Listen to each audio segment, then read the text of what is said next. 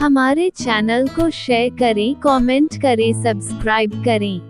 12वीं के नतीजे आ चुके थे और मैं कोटा जाने के ठीक पहले कुछ दिनों के लिए भैया के घर पर रुका था। उसी वक्त उससे पहली बार बात हुई थी। 2 साल पहले भैया की शादी में उसे पहली बार देखा था। झगड़ रही थी किसी लड़के से जो उसकी अच्छी तस्वीर लेने में नाकाम रहा था। आसपास दिख रहे लोगों में शायद सबसे ज्यादा गोरी वही थी। अपने गेशुओं को उसने सामने की ओर कर रखा था। गालों पर उसकी कुछ चीजों की लिपापोती साफ दिख रही थी और शादियों वाले चमकते लिबास में वो कहाँ ढा रही थी। थोड़ी देर पहले गुपचुप के स्टॉल पर खड़ी भीड़ से परेशान हुआ। मैं अब एकदम शांत सा बस एकटक उसे देख रहा था। घर वालों की नजरों में एक आदर्श बच्चा बने रहने में भी बहुत नुकसान होता है। एक तो वही हो रहा था कि मैं चाहकर भी उससे बात नहीं कर पा रहा था। इस शादी के साथ मेरे अरमान भी खत्म हो गए क्योंकि मैं उसका नाम तक ना जान सका था। सोचा नहीं था कि कभी बात भी होगी उससे, लेकिन 2 साल बाद जब कोटा जाने में 3-4 दिन रह गए थे तभी फेसबुक नामक आभासी दुनिया में एक संदेश आया, मित्रता संबंधी। हाँ, वही कहते हैं ना, फ्रेंड रिक्वेस्ट। ठीक वही नाम से तो अनजान सा था, पर साथ लगी तस्वीर इतनी जानी पहचानी तो थी ही कि 2 साल पहले हुई भैया की शादी की यादें ताज़ा कर दे। मैंने फिर थोड़ी हिम्मत करके भेजा तो वो मैसेज होते हैं ना, when crush sent you friend request वाले, ठीक वैसा ही हो रहा था। मैंने रिक्वेस्ट तो एक्सेप्ट नहीं की, लेकिन एक संदेश भेजा, आप कौन? उधर से जवाब थोड़ी देर से आया और तब तक कई बार खुद पर गुस्सा आ चुका था। उसने भेजा, आरना नाम है मेरा। मैंने फिर थोड़ी हिम्मत करके भेजा तो उसने जवाब दिया, मैं बोर हो रही थी, किसी अनजान से बात करनी थी। थोड़ी देर रुककर उसने फिर लिखा, शादी में जब घूर रहे थे तब तो नहीं पूछा था कि आप कौन? मैंने लिखा, फ्रेंड रिक्वेस्ट एक्सेप्टेड और भेज दिया। कोटा जाने से पहले इन 3-4 दिनों में शायद हमने बहुत सारी बात की। जैसे उसे लिखना पसंद था और मुझे पढ़ना। मेरे से उम्र में 2 साल बड़ी, सामाजिक रीति रिवाजों को गाली देने वाली वो लड़की क्रांतिकारी कविताएं लिखती थी। मयक्षी की लत थी और ख्वाब देखती कि एक दिन बाबा के साथ पीऊंगी।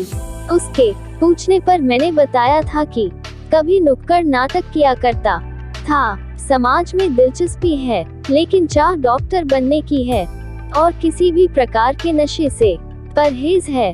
वो आस्तिक थी और मैं नास्तिक। इस बात पर भी हमारी बहुत बहस हुई थी। अब जब कोटा जाने का वक्त आया तो मैंने अपना एक नंबर उसे दे दिया और बता दिया था कि शायद 1 साल इंटरनेट से दूर ही रहूंगा और वक्त मिलने पर मोबाइल से ही बात हो पाएगी। कोटा पहुंचने के 3-4 दिन बाद एक नए नंबर ने मेरे छोटे से नोकिया में दस्तक दे दी थी।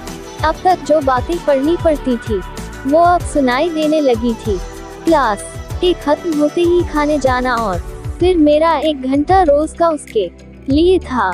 हमने मैसेज पैक्स एक्टिवेट करवाए थे क्योंकि उसे अपनी कविता भेजनी होती थी और मेरी लिखी हुई तारीफ उसे पढ़नी होती थी। उन्हीं मैसेज में अब वो गाने के बोल भेजती जिसे मुझे सुनने को बोलती और मैं उन गानों को मुहस्बानी याद तक कर लेता था। ये अलग बात थी कि इससे पहले मेरी गानों में बहुत दिलचस्पी नहीं थी। 3 खूबसूरत महीने कैसे बीते पता ही न चला। फिर दिवाली की छुट्टी में मुझे भैया के घर जाना था। मैं ट्रेन में अपनी सीट पर बैठा ही था कि उसने एक संदेश भेजा कि बेवकूफ हो तुम। मैंने पूछा, मैंने क्या कर दिया? उसने लिखा, क्योंकि तुम खुद कभी नहीं कह पाओगे क्या? मैंने वापस लिखा, फिर लिख कर आया, अभी तुम्हारे हाथ में जो नोकिया है वो मेरे मैसेज के बाद जिस तरह थरथरा रहा है, ठीक वैसे ही मेरा दिल तुम्हारे मैसेज के बाद थरथरा जाता है, प्यार करती हूँ तुमसे गधे। मैंने उसे कॉल किया और बोला, मैं भी और भी बहुत कुछ बोलना चाहता था, लेकिन नेटवर्क थोड़ी कमजोर पड़ रही थी उस वक्त। फिर शायद 1 महीने में हम एक दूसरे में खो चुके थे। इन सब में मेरी पढ़ाई का अच्छा खासा नुकसान हो चुका था। इस बात का इल्म तब हुआ जब एक टेस्ट के नतीजे बेहद खराब आए। मुझे खुद पर बहुत गुस्सा आ रहा था, समझ नहीं पा रहा था या समझना नहीं चाहता था कि गलती थी कहाँ। इसी बीच उसका कॉल आ गया और फिर मैंने गुस्से में उसे हर चीज का जिम्मेदार बताकर नोकिया का लाल वाला बटन दबा दिया। उस रात न मेरी आंखों में नींद आई और न मेरे मोबाइल में उसका कॉल। फिर 2 दिनों तक पढ़ाई को लेकर बेहद जिम्मेदार होने का दिखावा खुद से करने के बाद मैंने उसे मैसेज भेजा, आई एम सॉरी। फिर बहुत सारे कॉल्स किए लेकिन कोई जवाब नहीं मिला। अगले दिन सुबह एक मैसेज मेरे मोबाइल में मेरे जगने से पहले पहुंच चुका था। मुझे कभी किसी की रानी नहीं बनना, क्योंकि वो राजा के नाम से जानी जाती है। मुझे यही खुला गगन चाहिए जिसमें मैं अपनी कलम की पंख ले उड़ सकूं। मुझे शायद प्यार के बारे में न बहुत अच्छा लिखना आता है और न ही प्यार करना। तुम पूछते थे न कि मैंने तुम्हें क्यों पसंद किया, क्योंकि तुम में प्यार करने का हुनर है।